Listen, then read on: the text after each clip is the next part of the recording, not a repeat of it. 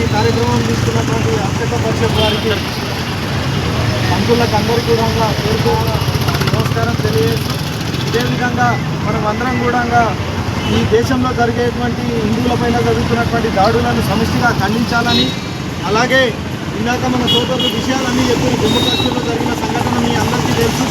కానీ అసలు విషయం ఏంటంటే ఈ దేశాన్ని సర్వనాశనం చేయాలనేటువంటి ఒక ఆలోచనతో మన అనేక సంవత్సరాలుగా ఈ దేశంపై అఖండ భారత్ అంటే మీరు ఒక్కసారి ఆలోచించండి, ఎక్కడుండే ఎల్లలు ఆఫ్ఘనిస్తాన్ అవతల, ఇక్కడ హిందూకుష్ పర్వతాల అవతల మన ఎల్లలుండే.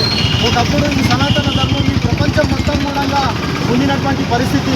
మరి ఇక్కడ ఉన్నటువంటి ఒక మతం వారు ఎవరైతే ఉన్నారో వారు మా మతం తప్ప, మా దేవుడు తప్ప ఈ ప్రపంచానికి ఇంకొకటి ఏమీ ఆల్టర్నేట్ అనేటువంటిది లేదు, మేమే గొప్పది, మా మతమే గొప్పది అనేటువంటి ఒక మత దురహంకారంతో అనేక సంవత్సరాలుగా ఒక ఎజెండాపూర్వకంగా ఒక ప్రయత్నం చేస్తున్నారు.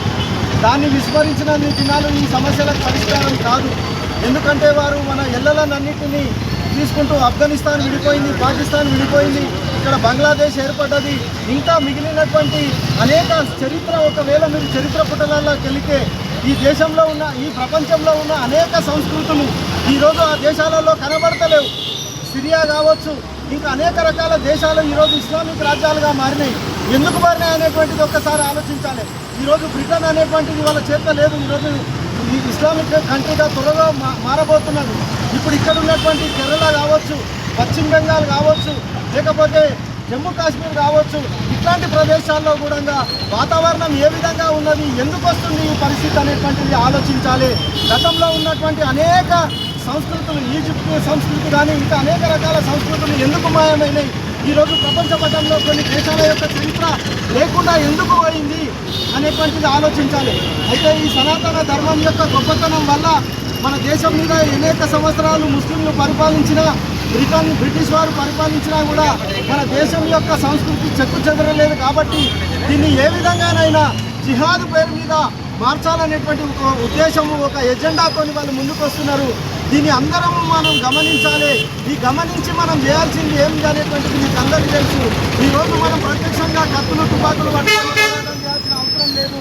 ఒక ఆయుధం, ఓటు అనేటువంటి ఒక ఆయుధం ఉంది.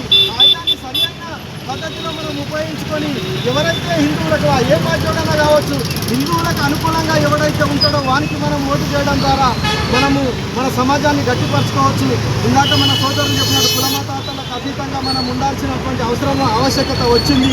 ఈ విషయం అందరం కూడా గమనించి మిగతా మన సోదరులందరూ కూడా అవేర్నెస్ తేవాల్సిందిగా కోరుతూ ఈ కార్యక్రమం తీసుకున్నటువంటి అర్చక పరిషత్ వారికి మరొకసారి ప్రత్యేక ధన్యవాదాలు తెలియజేస్తూ